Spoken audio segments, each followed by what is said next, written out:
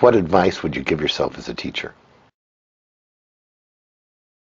My advice would be some that I've gotten myself, which is never forget what it was like to learn it the first time.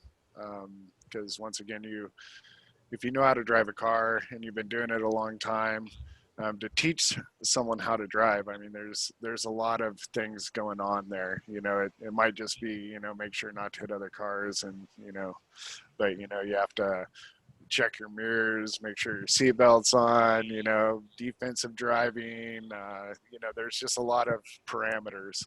Um, so, and as well, always take a step forward, I think always be working forward. As long as you're moving towards something and trying to better yourself, even if it's at small little increments, it's good. Mine would be, to try. When I first heard about Tai Chi, and I was like, I can't do that. I have these issues, these limitations, and Master Sean said, "Oh, people can do this all the time. People do it in wheelchairs. They do it in this." And I thought, well, I don't know. And I just felt really nervous. And then becoming a teacher, I felt really nervous. And so just getting up there and doing it, and you realize, people are a lot more forgiving than you are to yourself. And so if you ask the question and just put yourself out there, then the rewards are worth more than whatever potential embarrassment you think you're going to have. I was going to say, my advice to myself is, when working with students, is to listen and observe before implementing any plan for recourse. So you took mine. All right. There are so many times, as we had talked about earlier, how things become routine and natural. You're like, oh, this is how it should be. This is how it should be. And every student is going through something unique and to themselves.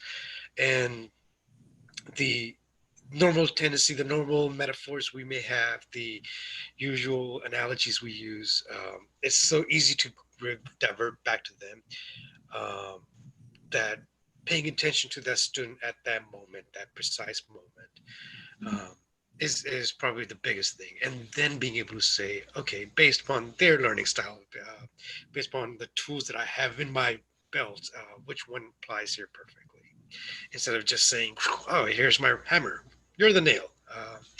So I think having that time to self-reflect right there in that moment when a question is being asked before it's answered. That's just for me, not for anybody else. That's just me. We're listening to you. Keep trying. Yeah. I don't want to steal from Nike, but just do it is up there too. And to not get stuck in the moment, just be present and aware. Wait, don't get stuck in the moment, but be present. Okay, so often we get so often we get stuck. We think of something that may have just happened or something that happened a couple of days ago, and we get stuck there, and we continue to process that rather than think about, I'm here now. I have a student here. Listen, observe, take point of what is happening right now. Immerse yourself in the moment. Put it in 4-wheel drive and just go. Just do it. I do think learn by doing. So keep doing it, and that will give you the next question.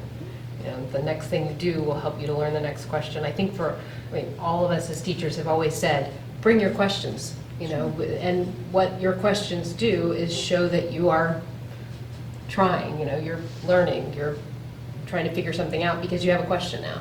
So as a teacher, I think I would constantly tell myself to just keep doing and learning through that, and to be okay with screwing up. Keep on. I agree. Good deal. So thank you very much. Ready?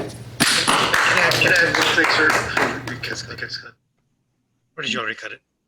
No, we're still recording. I was in it for sound, but everybody started clapping. So this Zoom meeting probably exemplifies this quite a bit.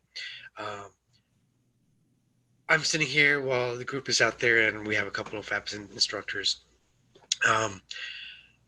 Being co-instructors with you guys has probably been the biggest asset as being an instructor myself.